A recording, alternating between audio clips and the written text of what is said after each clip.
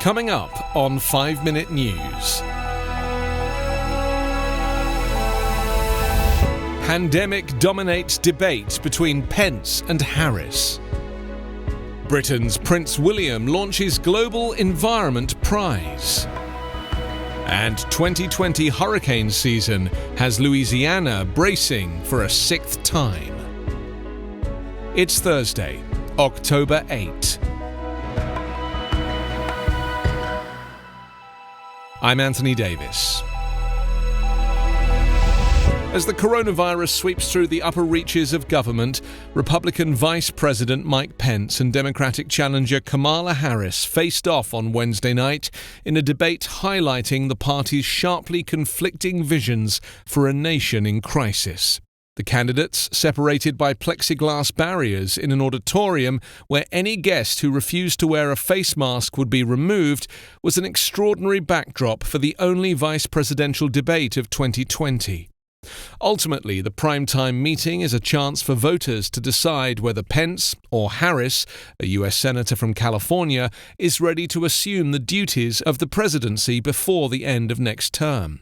It comes at a precarious moment for the Republicans in particular, with growing concern that Trump's position is weakening as 24 senior officials across the White House, the Pentagon, and inside his campaign are infected with the virus or in quarantine. Trailing in the polls, Trump and Pence have no time to lose.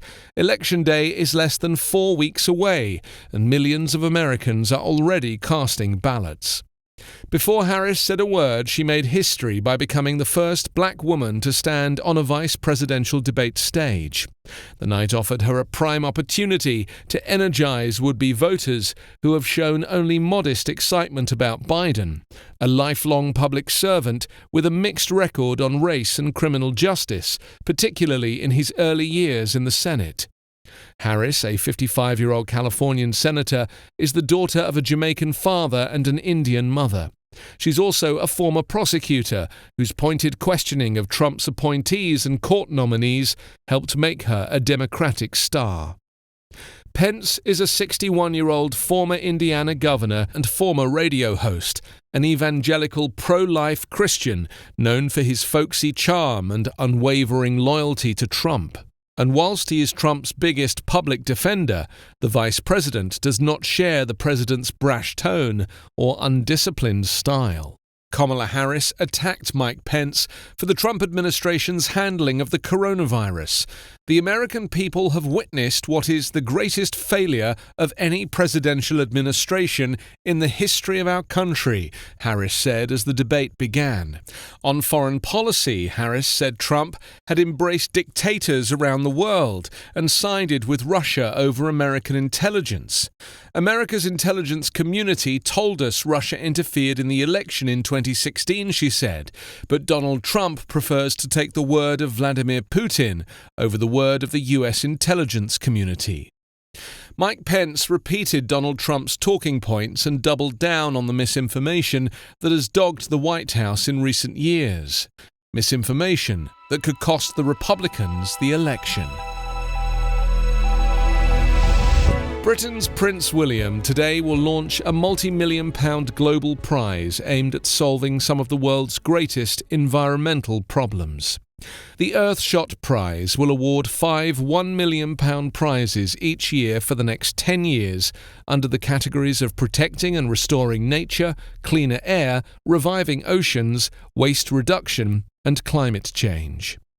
Nominations open on November 1st ahead of the first awards ceremony in the autumn next year. William, grandson of Queen Elizabeth and second in line to the throne, said change was critical in the next decade to help protect and restore the environment. By 2030, we really hope to have made huge strides in fixing some of the biggest problems the Earth faces, Prince William will say during an interview with naturalist David Attenborough.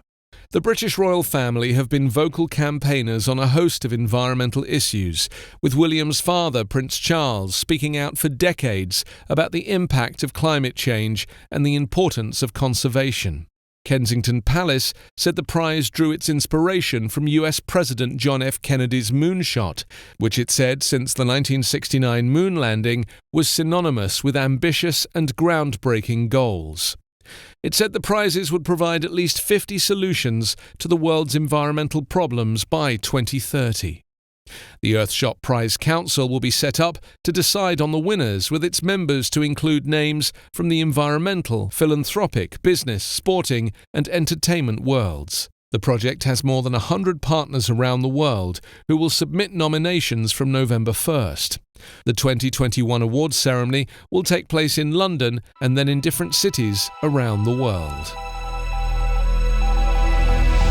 For the 6th time in the Atlantic hurricane season, people in Louisiana are once more fleeing the state's barrier islands and sailing boats to safe harbor, while emergency officials ramp up command centers and consider ordering evacuations.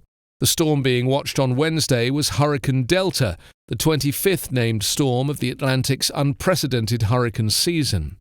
Forecasts placed most of Louisiana within Delta's path, with the National Hurricane Center estimating it making landfall in the state on Friday.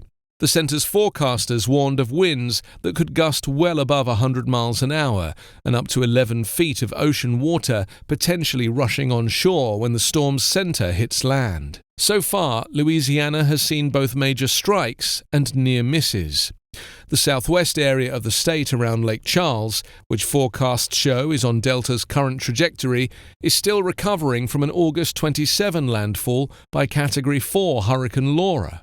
Trees, roofs, and other debris left in Laura's wake still sit by roadsides in the Lake Charles area, even as forecasters warned that Delta could be a larger than average storm. You can subscribe to 5 Minute News on YouTube with your preferred podcast app. Ask your smart speaker or enable 5 Minute News as your Amazon Alexa flash briefing skill. Please subscribe, rate, and review us at 5minute.news. 5 Minute News is an independent production covering politics, inequality, health, and climate, delivering unbiased, verified, and truthful world news daily.